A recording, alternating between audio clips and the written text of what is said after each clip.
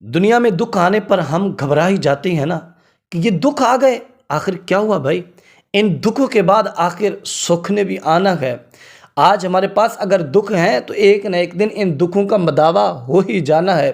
دنیا کی ابتدا حضرت سیدنا آدم علیہ السلام، حضرت سیدتنا حوا سلام اللہ علیہا سے ہوتی ہے۔ جب آدم و حوا دونوں دنیا میں آتے ہیں تو ایک دوسرے سے بچھڑ جاتی ہیں۔ سوچئے گا کہ آدم علیہ السلام بھی تنہا تھے اور ان کی بیوی حضرت سیدتنا اماں حوا سلام اللہ علیہا وہ بھی تنہا تھیں۔ جب دونوں تنہا ہوں گے تو دکھ کتنا ہوا ہوگا؟ بچھڑنے کا دکھ، جنت سے آنے کا دکھ۔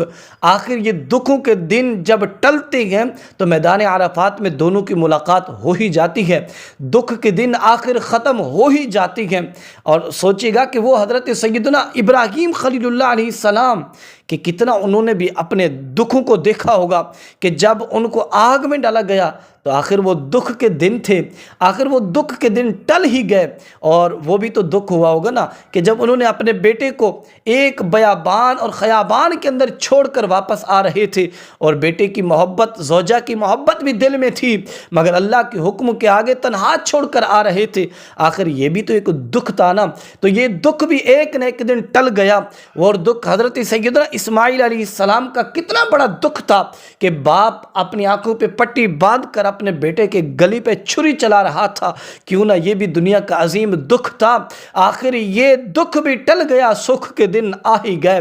اور حضرت سیدنا موسیٰ علیہ السلام جن کے دکھ کون نہیں جانتا کہ 10 سال انہیں مصر سے مدین کی طرف جانا پڑا۔ آخر یہ دکھ کے دن کیسے کھٹن سے گزرے ہوئے ہوں گے۔ آخر 10 سال کا عرصہ گزار کر جب مصر میں اپنے وطن میں واپس آتے ہیں تو سکھ کے دن آ ہی جاتی ہیں۔ اور حضرت سیدنا یوسف علیہ السلام اور ان کے دکھ کو کون بھولا ہے کہ جب بھائیوں نے حضرت سیدنا یوسف علیہ السلام کو کنویں کے اندر پھینک دیتی ہیں، آخر وہ کتنا عظیم دکھ کے دن ہوں گے۔ آخر وہ دکھ کے دن یار کٹ تو گئے تھے نا، سکھ کے دن یوں ہے کہ وقت کے بادشاہ بھی بن گئے۔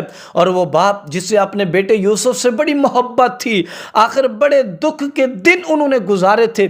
ایک دن وہ دکھ بھی ٹل گئے اور سکھ کے دن یوں ہے کہ یعقوب علیہ السلام نے اپنی آنکھوں کے سامنے اپنے بیٹے یوسف کا دیدار بھی کیا، اپنی آنکھوں کے سامنے اپنے بیٹے یوسف کو بھی دیکھا۔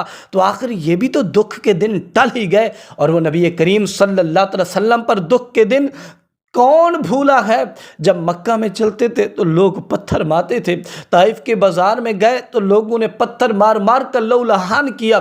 آخر یار یہ دکھ کے دن تھے، یہ دکھ کے دن بھی تو ٹل گئے تھے۔ اور وہ سیدنا امام علی مقام جب کربلا کی سرزمین پہ آتے ہیں، دکھوں کے دن شروع ہوتے ہیں تو ان کا سر جب تن سے جدا ہوتا ہے تو یہ بڑا